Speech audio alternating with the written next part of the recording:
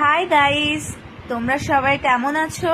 আশা করি সবাই যে যেখানে আছো খুব খুব ভালো আছো। আজকে দেখো, আজকে আমাদের এখানে ভীষণ বৃষ্টি। আমি সকালবেলা যখন অফিস যাব, মানে সারা রাতই বৃষ্টি হয়েছে, অফিস যখন যাব তখনও বৃষ্টি, মানে ভীষণ বৃষ্টি। আমি খানিকক্ষণ ভাবলাম যে দাঁড়িয়ে যাই, যে বৃষ্টিটা একটু কমলে তারপরে বেরোবো, নইলে তো পুরো ভিজে যাব।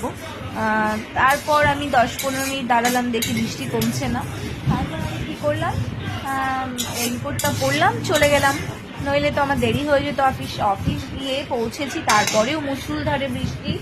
আবার যখন আমি আজকে দুপুরের দিকে চলে এসেছি, সেরকম কাজ ছিল না। আরও আজকে ফ্রাইডে, তোমার মান্থের শুরুর দিকে আমার একটুখানি আজকে হালকা ছিল, তো আমি আজকে চলে আসলাম। তারপরে এসে কি করব, খাবো কি? সকালে তো তাও অফিসের ওখান থেকে আমি 2টো কচুরি খেয়েছিলাম, আর একটা মিষ্টি খেয়েছিলাম, এই হয়ে গেছে। আর তারপরে বাড়িতে আসলাম, বাড়িতে এসে মাকে ফোন করলাম যে মা কি করছো। মা বললো তুই কি খাবি? আমি বললাম মা কিছুই তো ঘরে নেই, তো কি খাবো? মা বললো তাহলে বৃষ্টি হচ্ছে যখন একটু খিচুড়ি বানিয়ে নে একার মতো। তারপরে আমি আইডিয়াটা তো খুব ভালো দিয়েছে, তাড়াতাড়ি হয়ে যাবে, আর অনেকদিন খিচুড়িও খাওয়া হয় না। তারপরে দেখো আমি ঝট আলু কেটে দিলাম, অল্প 4টে আলু দিয়েছি, আমি আলুটা খেতে ভালোবাসি। আর একটু কালকে বাজারে গেছিলাম, এই পটল এনেছিলাম। আমি বেশি সবজি আনি না, কেন বলো তো, যদি রান্না না করি শুকিয়ে যাবে, শুধু শুধু ভেজিটেবলসগুলো বেস্ট হয়ে যাবে।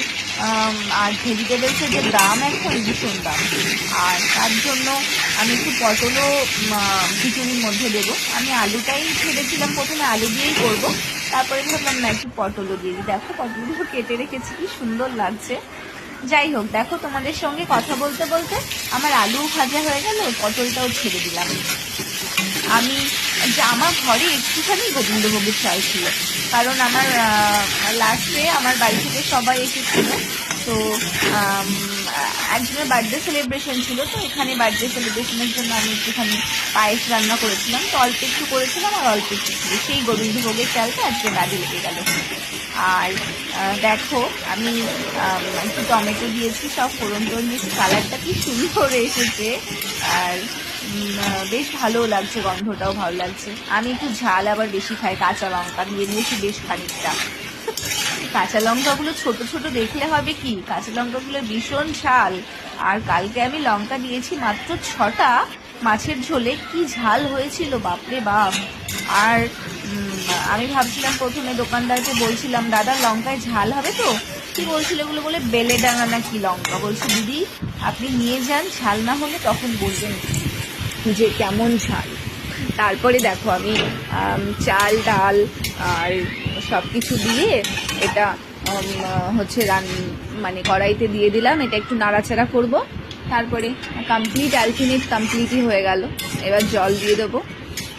খিচুড়ি করতে সেরকম আমি কি বলতো একই সোমবারে দিয়েছি, অনেক অন্যরকম ভাবে করে, আমি দেখো অন্যরকম ভাবে করলাম। আমার মাও এইভাবেই করে, আর বেশ টেস্টি হয়। আমারটা জানি না কি হবে, কিন্তু মনে হচ্ছে ভালোই করব। আর তোমরা কিন্তু এই রেসিপিটা অবশ্যই বাড়িতে ট্রাই করবে। তার মধ্যে দেখো আমার এত বাসন ছিল বেসিনে, কালকে রাত্রে ছিল, সকালে চাটা খেয়েছি তার ছিল, এগুলো সব আমি মেজে খিচুড়িটাতে জল দিয়ে মেজে ধুয়ে এগুলো কমপ্লিট করে নিলাম। এখন খিচুড়ি হয়ে যাবে, আমি ফ্রেশ হব, স্নান করব, তারপরে খেতে বসবো। তোমরা কিন্তু আমার মতো খিচুড়ি এই রেসিপিটা বাড়িতে ট্রাই করো, বাড়িতে যে আছে মা আছে আর যারা আছে সবাই ট্রাই করে আমায় বলো কেমন লাগছে। আর আজকের মতো এখানেই শেষ করলাম, আবার নেক্সট ভিডিওতে তোমাদের সাথে কথা হবে। ওকে, টাটা।